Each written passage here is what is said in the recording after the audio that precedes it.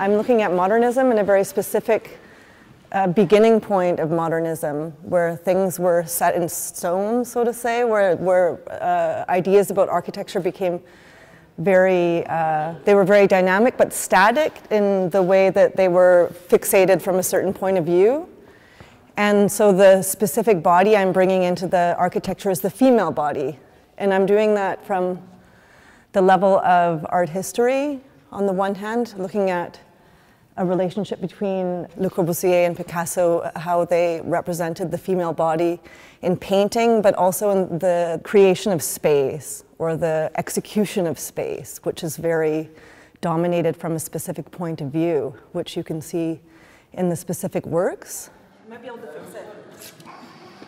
And so what you see in these tapestries is a layering process, where I have layers. One layer is actually directly sourced from Le Corbusier's erotic drawings that he executed at the time when he was creating these plans, which is the plan Obus for Algiers. He worked on it for 11 years, and it was never realized.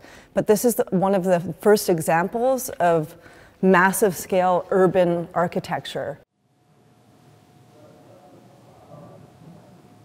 I am critical in my work, but I'm also ambivalent.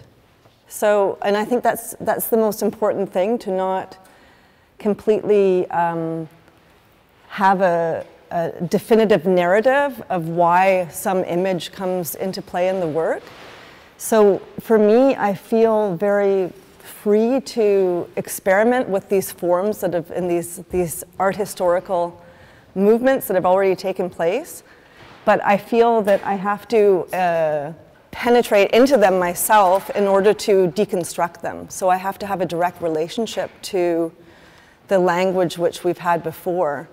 And what I think is interesting is that these things are in front of us, and we can use them, and I can take them and I can mix them in a different way to maybe show new associations or ways of thinking that we maybe weren't aware of, or that I personally wasn't aware of. So for me, it's a very personal reading of mostly how space can be inhabited.